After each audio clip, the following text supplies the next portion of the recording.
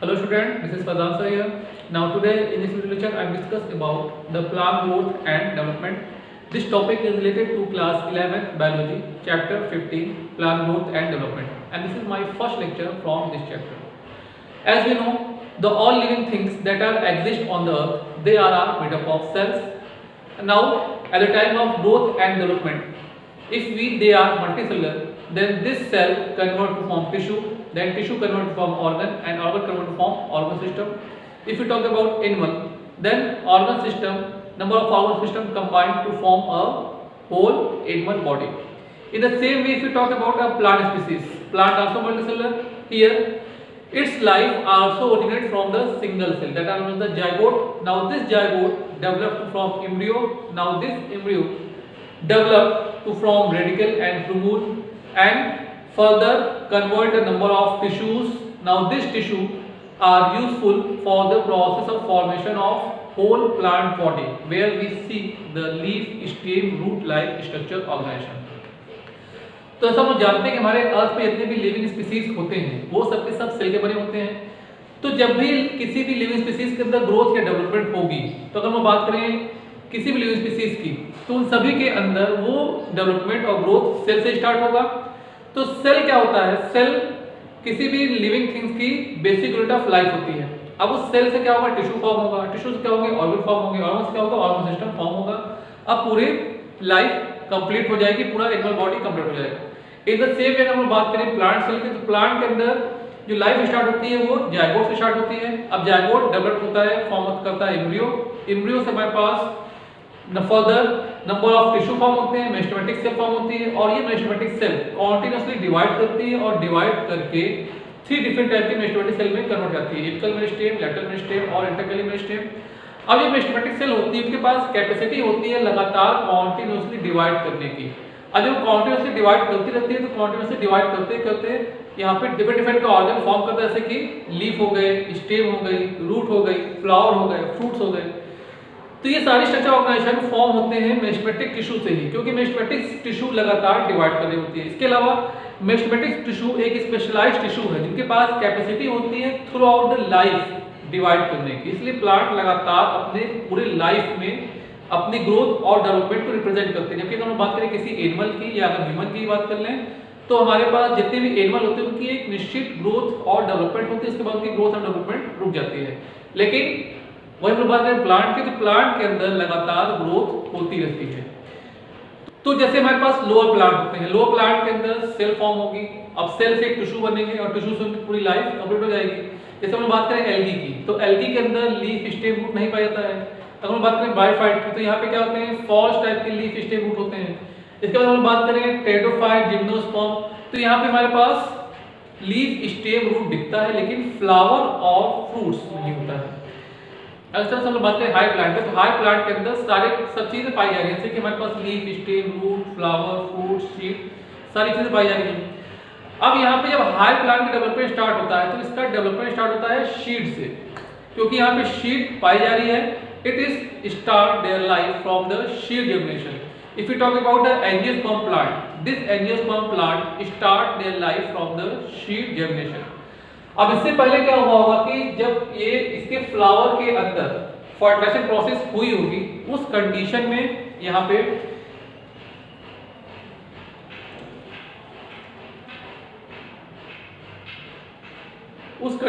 यहाँ पे जब एग सेल फॉर्म करेगी, तो ये एग सेल फ्यूज की होगी मेल गैमेट से और क्या बनाई होगी? जायगोट। अब जायगोट के अंदर जायगोट से क्या होगा? एम्ब्रियो फॉर्म हो रहा होगा।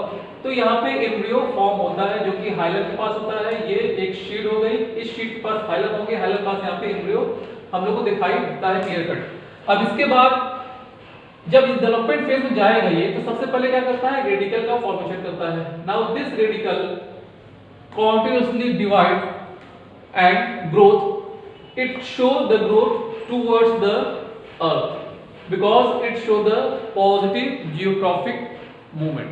यहाँ पे रूट होती है, रूट ऑलवेज मूव करती है अर्थ की तरफ, क्योंकि यहाँ पे पॉजिटिव जियोट्रॉफिक मूवमेंट होता है। अब क्या होगा? रेडिकल के फॉर्मेशन होने के बाद यहाँ पे प्लूमूल फॉर्म होंगे, तो रेडिकल के बाद प्लूमूल आ गई। अब प्लूमूल के फॉर्म होने के बाद this radical are responsible for development of root and this plumule are responsible for development of shoot. अब यहाँ पे shoot develop हो गए. Shoot के develop होने के बाद now this shoot are responsible for development of stem और shoot बात देखी है. Now this stem are modified to form the leaf. Now this leaf modified to form the flower. Now this flower modified to form fruits, and inside the fruits seed are present. इस तरह से कोई भी plant अपनी पूरी life के अंदर growth और डेवलपमेंट रिप्रेजेंट करता है. उसकी लाइफ स्टार्ट कहाँ से हुई? इस शीट से स्टार्ट हुई. अब शीट के अंदर रेडिकल बने, प्लूमूल बने, और उसके बाद रूट आई, शूट आई. अब जो उसकी शूट थी उससे उसके लीफ बने, फ्लावर बने, फ्रूट्स बने, फ्रूट्स के अंदर शीट बना, और इस शीट से फिर से लाइफ अब फिर से क्या होगी? रिपीट की जाएगी. तो कोई प्लांट अपनी लाइफ साइकिल को टोटल 3 स्टेप में डिवाइड करता है. Number 1 are known as growth phase, number 2 are known as the reproductive phase, and number 3 are known as the senescence phase. तो growth phase को हम लोग बोलते हैं vegetative phase, because here the vegetative part are developed in the plant. Now second is reproductive phase, also known as the maturation phase, because here the gamete formation has been start. यहाँ पे कोई भी अगर plant है उसके अंदर gamete formation है कि मेल गैमेट और फीमेल गैमेट का फॉर्मेशन स्टार्ट हो जाता है. अगर हम लोग बात करें हायर प्लांट की तो वहाँ पे फ्लावर फॉर्मेशन स्टार्ट हो जाता है. Now the senescence phase. Senescence phase are the time period where the plant stop the production of gametes. तो इस तरह से किसी भी प्लांट की लाइफ को 3 पार्ट में डिवाइड कर सकते हैं.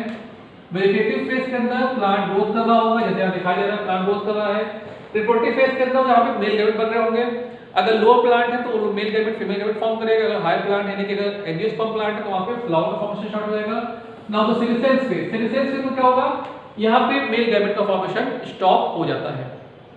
अब जब ये ग्रोथ फेज में होगा उस टाइम इसकी सेल कॉन्टिन्यूसली डिवाइड करेगी और डिवाइड करके यहाँ पे ये मेरिस्टेमेटिक टिश्यू का फॉर्मेशन करेंगे. Now this meristematic tissue have capacity to divide continuously. अब यहाँ पे जो मेरिस्टेमेटिक टिश्यू बनी उनके पास लगातार डिवाइड करने की कैपेसिटी होती है. और जो मेरिस्टेमेटिक टिश्यू होती है प्लांट के रिस्पेक्ट में 2 तरह की होती है, प्राइमरी मेरिस्टेम और सेकेंडरी मेरिस्टेम. तो यहाँ जो प्राइमरी मेरिस्टेमेटिक टिश्यू होती है, प्राइमरी मेरिस्टेमेटिक टिश्यू के अंदर 2 पार्ट होते हैं, apical meristem and lateral meristem. Apical meristem are responsible to increase the height of plant. तो प्लांट की हाइट को लगातार फॉर्म करने के लिए, बढ़ाने के लिए एपिकल मेरिस्टेम रिस्पांसिबल होता है, और ये प्लांट के टिप पे पाया जाता है, जिसकी वजह से प्लांट की हाइट लगातार इंक्रीज कर रही होती है. In the same way intercalary meristem also responsible to increase the height of plant and is present at the each node of the plant.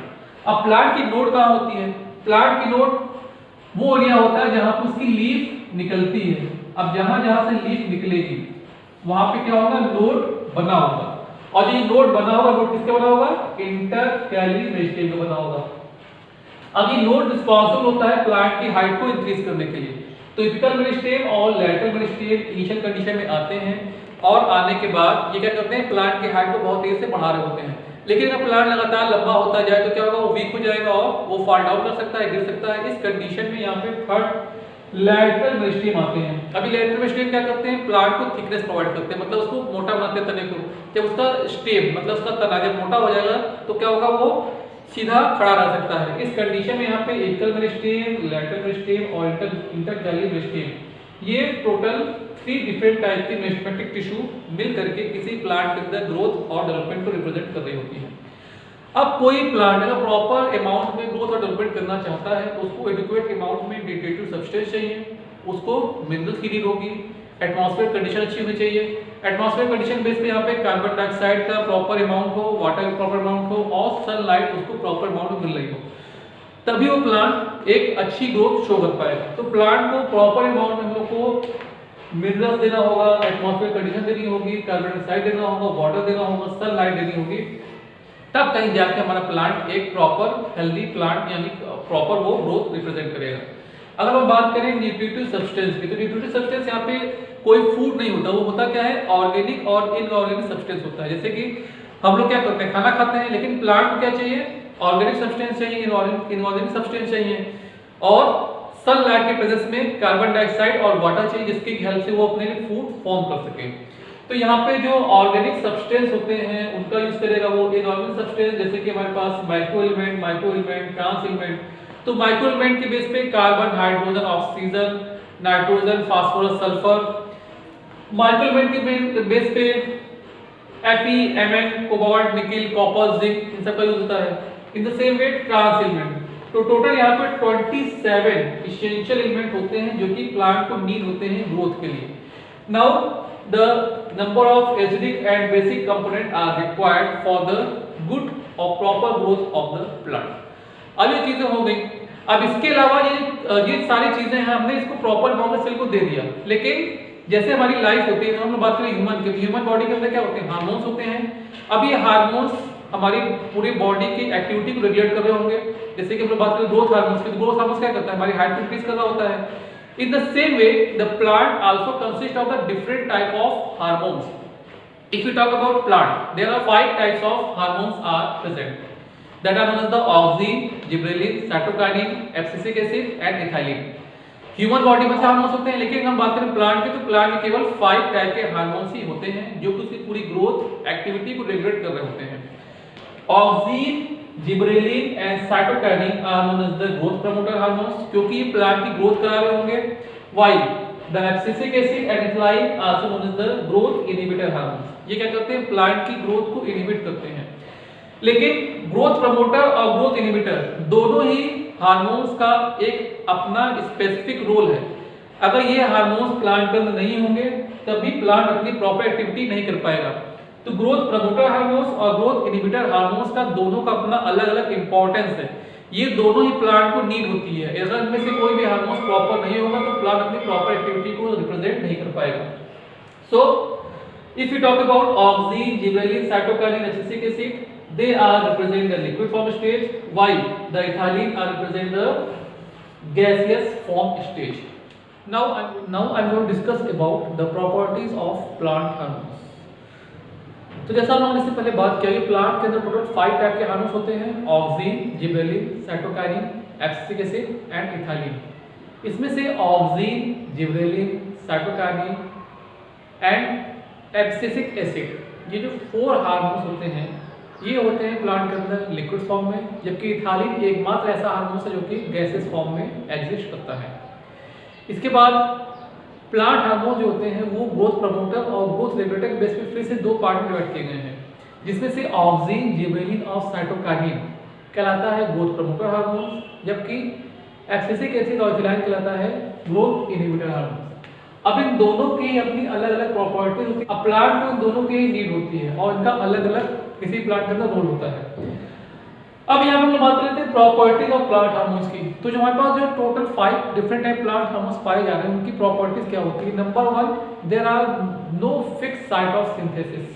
जैसे हम लोग बात करते हैं ह्यूमन हार्मोन्स की, तो हमारे बॉडी के अंदर जो हार्मोन्स फॉर्म हो रहा होता है उसकी एक स्पेसिफिक साइट होती है। जैसे पिट्यूटरी ग्लैंड हो गई, थायराइड ग्लैंड हो गई, थाइमस ग्लैंड हो गई।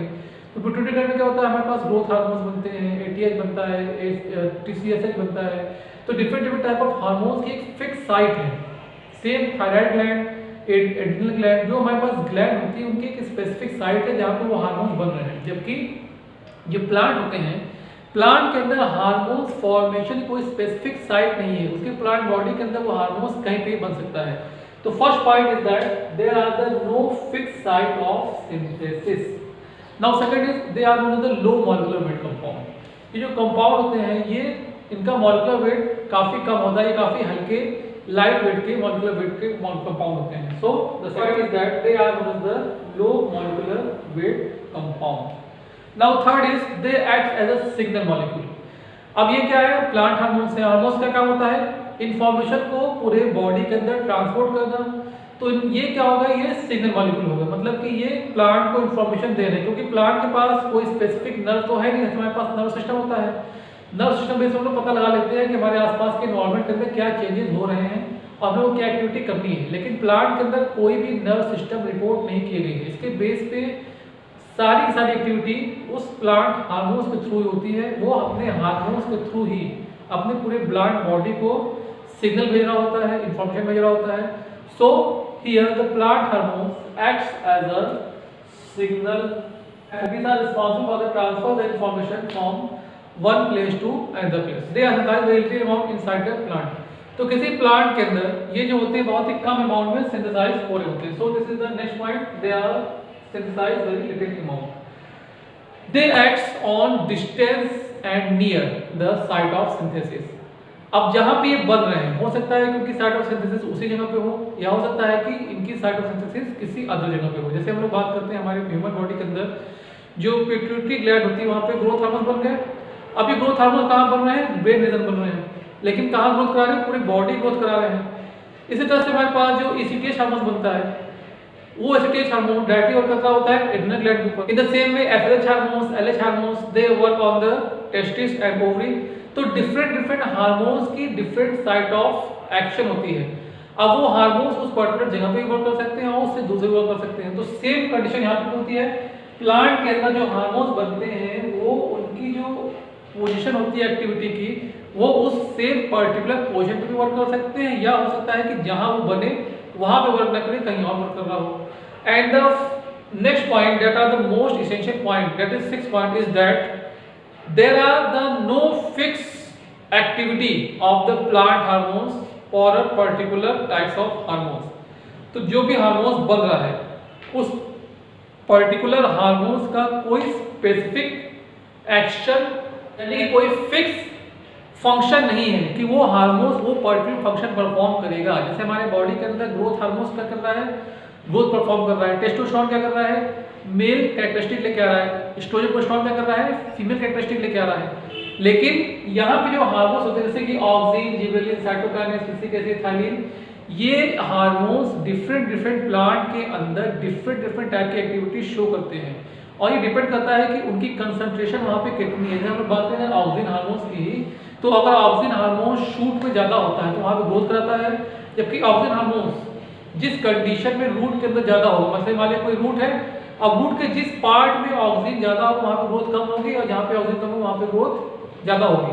तो इस तरह से एक स्पेसिफिक जो प्लांट हार्मोन्स होता है उसकी कोई फिक्स फंक्शन नहीं है। एक ही तरह का हार्मोन्स डिफरेंट प्लांट के अंदर या सेम प्लांट के अंदर डिफरेंट टाइप की एक्टिविटी शो कर सकता है। So these are the some specific properties of plant hormones. अब बात करते हैं कि प्लांट हार्मोन्स की डिस्कवरी कैसे हुई। तो इसकी डिस्कवरी थी वो एक एक्सीडेंटल डिस्कवरी थी। यहाँ पे क्या हुआ कि फ्रांसिस डार्विन और चार्ल्स डार्विन वर्क कर रहे थे कैनरी ग्रास के ऊपर। अब कैनरी ग्रास के ऊपर वर्क करते करते उन्होंने देखा कि उसका जो कोलेप्टाइल होता है, उस कोलेप्टाइल के अंदर सनलाइट की प्रेजेंस और सनलाइट की एब्सेंस में वो अलग अलग तरह की ग्रोथ रिप्रेजेंट कर रहा था, अलग अलग तरह की एक्टिविटी रिप्रेजेंट कर रहा था। तो उसके बेस पर उन्होंने ये बोला कि इसके अंदर कोई स्पेसिफिक हार्मोन्स है जो इस वजह से ये एक्टिविटी इसी रिप्रेजेंट कर रहा है। So the first plant hormone discovery was reported in 1880, जहां पे Charles Darwin and his son, ये उनके सन थे, फ्रांसिस डार्विन, ये दोनों कंबाइनली वर्क कर रहे थे कैनरी ग्रास के ऊपर। अब कैनरी ग्रास की कोलेप्टाइल में ये देखा कि इसकी जो कोलेप्टाइल होती है वो सनलाइट की प्रेजेंस और सनलाइट की एब्सेंस में डिफरेंट टाइप की ग्रोथ एक्टिविटी रिप्रेजेंट कर रही थी। इसके बेस पर ये बोला कि ये प्लांट एक्टिविटी शो कर रहा है, इसके अंदर कोई स्पेसिफिक हार्मोन है जिसकी वजह से ये एक्टिविटी शो कर रहा है। Now this hormones was first of all extract by the F W. Wild. F W. Wild ने सबसे पहले इस हार्मोन्स को अलग किया और अलग करने के बाद इसका नाम रखा ऑक्सिन, और इसको अलग किया था ओट प्लांट की कोलेप्टाइल से। अब यहाँ पे क्वेश्चन आ जाता है कि कोलेप्टाइल होता क्या है। Coleoptile are the part where the plumule are developed from a sheath. तो किसी भी शीट के अंदर कोलेप्टाइल और कोलियोराइजा फॉर्म होता है। अब ये कोलेप्टाइल क्या करते हैं? ये कोलेप्टाइल फॉर्म करते हैं उसकी प्लूमूल। अब ये प्लूमूल क्या करेगा? ये प्लूमूल फर्दर फॉर्म करेगा शूट, और शूट से फर्दर क्या फॉर्म होगा हमारा स्टेम। वाले कोलियोराइजा क्या करेगा? रेडिकल, और रेडिकल से क्या बनेगी? रूट बन जाएगी। तो कोलियोप्टाइल अल्टीमेटली क्या बना रहा है? ये शूट बना रहा है। अब शूट क्या होता है? ये रिप्रेजेंट करता है एक्टिविटी सनलाइट की प्रेजेंस में।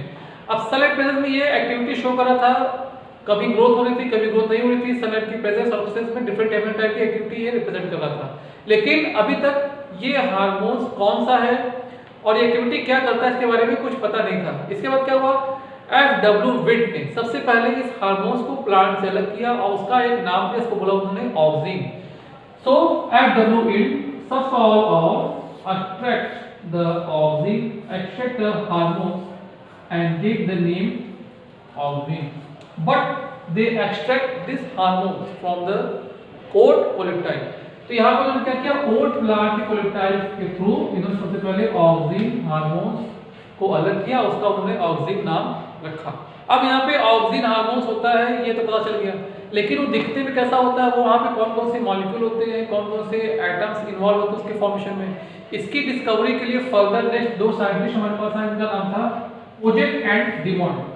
तो कोजेट एंड डिमॉन्ड ने सबसे पहले ये बताया कि ऑक्सिन हार्मोन्स का केमिकल स्ट्रक्चर कैसा होता है। So in this way the first discovered hormones are known as auxin. अब ऑक्सिन के अदर प्रॉपर्टीज क्या होती है इस बारे में बात कर लेते हैं। Now I am going to discuss about the auxin hormone. जैसा कि मैंने बात किया कि जो सबसे पहला प्लांट हार्मोन डिस्कवर किया गया था वो हमारा ऑक्सिन हार्मोन था।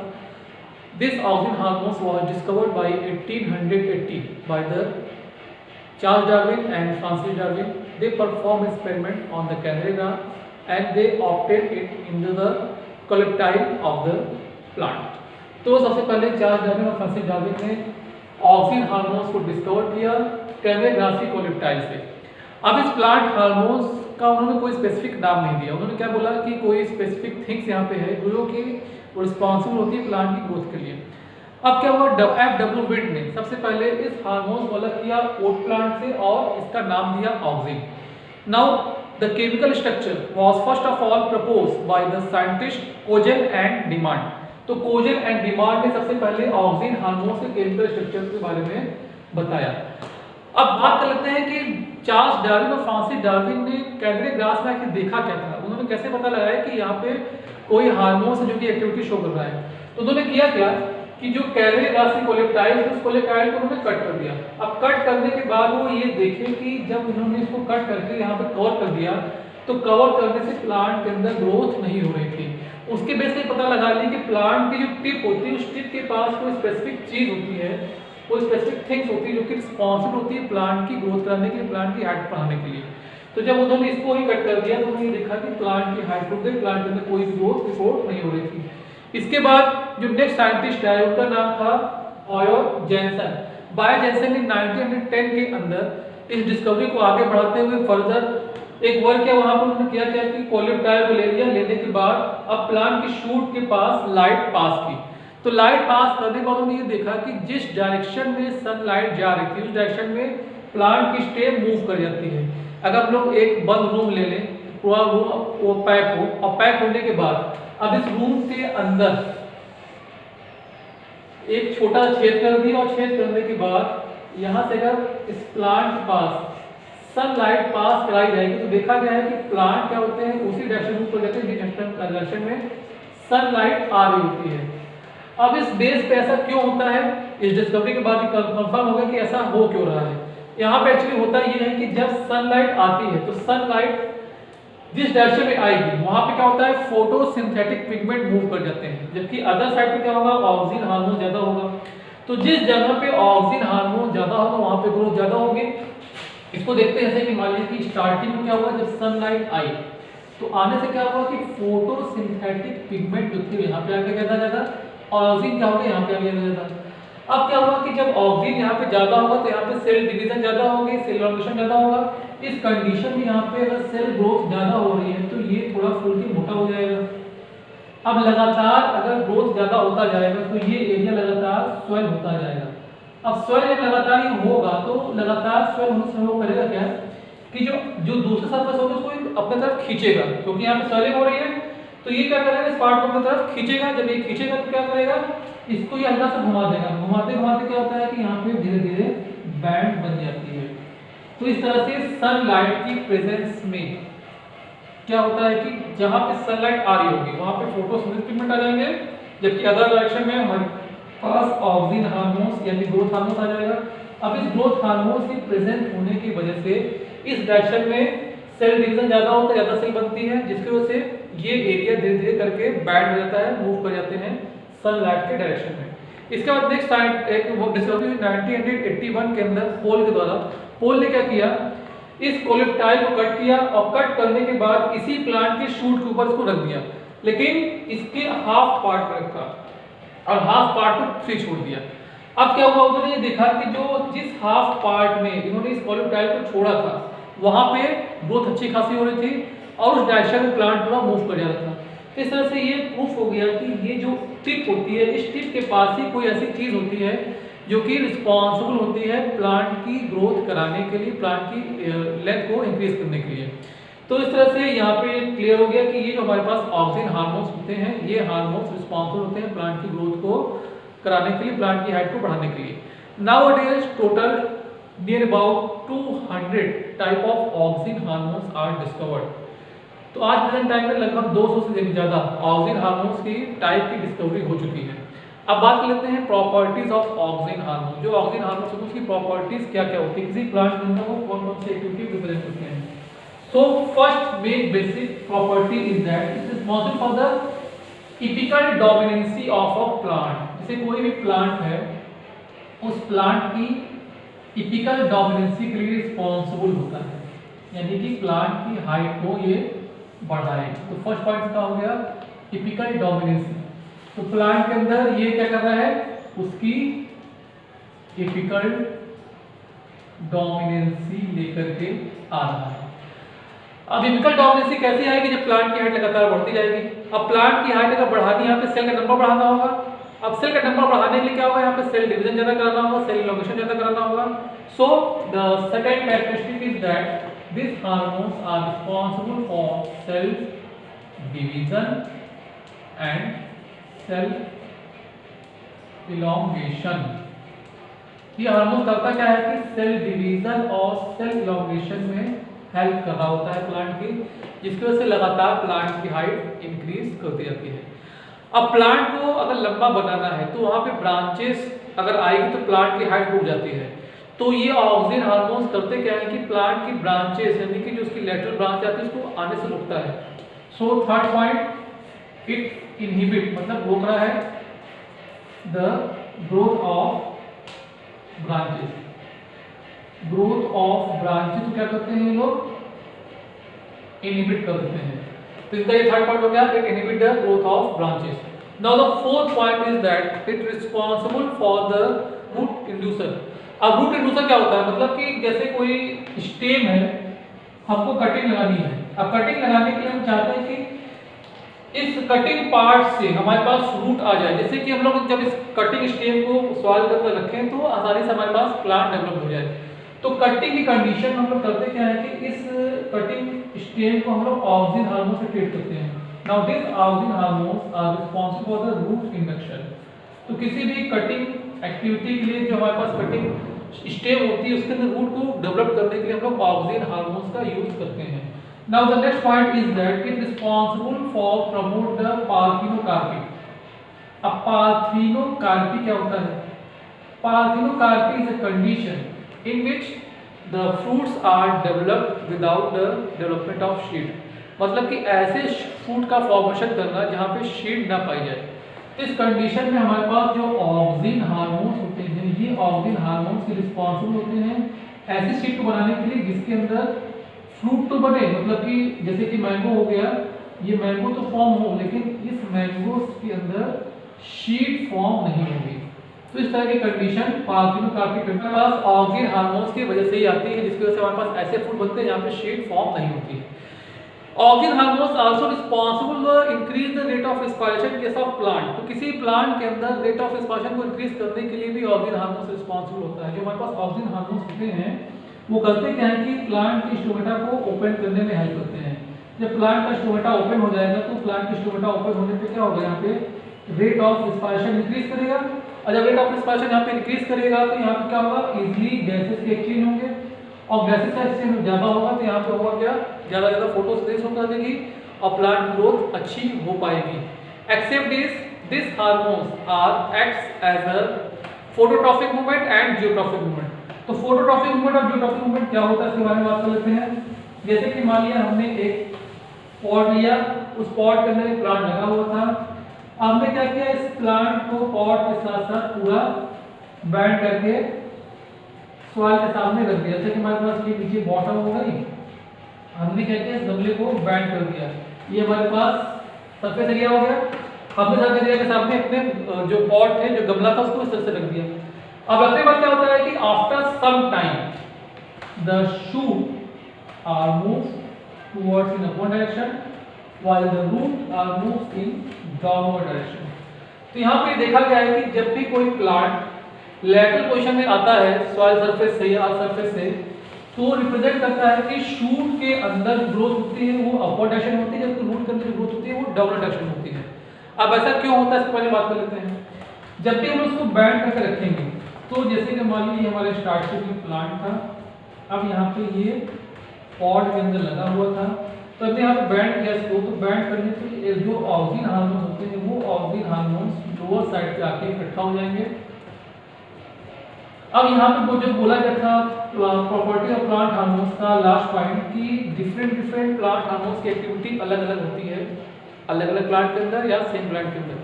तो यहाँ पे ऑक्सीजन हार्मोन्स आ गए। अब आने के बाद जो इसका शूट होगा, जो इसकी स्टेम होगी, यहाँ पे ऑक्सीजन नीचे है और जो रूट होगा वहाँ पे क्या है, ऑक्सीजन नीचे ही पड़ा हुआ है। अब बोला गया कि अगर ऑक्सीजन हार्मोन की कंसंट्रेशन शूट में ज्यादा होगी तो वो एरिया ज्यादा ग्रोथ करेगा, जैसे हमें बताया गया था। तो यहाँ पे जब ऑक्सीजन हार्मोन ज्यादा ग्रोथ कर रहा था, धीरे धीरे क्या करती है, फूल रहा था, फूलने से क्या हुआ, यहाँ पे ये बैंड बना दिया। तो ऑक्सीजन हार्मोन यहाँ पे ज्यादा होगा तो यहाँ पे क्या होगा, ग्रोथ ज्यादा होगी। जब ग्रोथ ज्यादा होगी तो धीरे धीरे क्या होगा, ये फिर से स्वेल करेगा, और जब ये स्वेल करेगा तो स्वेल करते करते अल्टीमेटली ये बैंड हो जाएगा ऊपर साइड पे, अपर डायरेक्शन में मूव कर जाएगा। जबकि रूट में क्या बोला गया, रूट के अंदर जिस पोजीशन पे ऑक्सीजन हार्मोन की कंसंट्रेशन ज्यादा होगी वहां पे ग्रोथ कम होगा, जहां पे कम होगी वहां पे ग्रोथ ज्यादा होगा।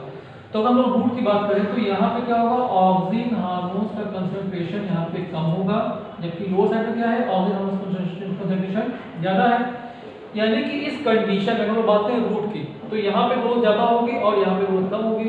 तो धीरे धीरे क्या होगा, ये एरिया स्वेल करने लगेगा, और स्वेल करते करते क्या करेगा, इसको ये पूरा बैंड कर देगा, घुमा देगा। तो इस तरह से जो रूट होगी वो चली जाएगी डाउनवर्ड डायरेक्शन में, और जो हमारे पास शूट होगी चली जाएगी अपवर्ड डायरेक्शन में। सो these are the some properties of the auxin hormones. In the next video lecture I will discuss about the properties of ghrelin, cytokinin, acetic acid and ethylene. I hope you understand each and every topic that I explained in this video lecture.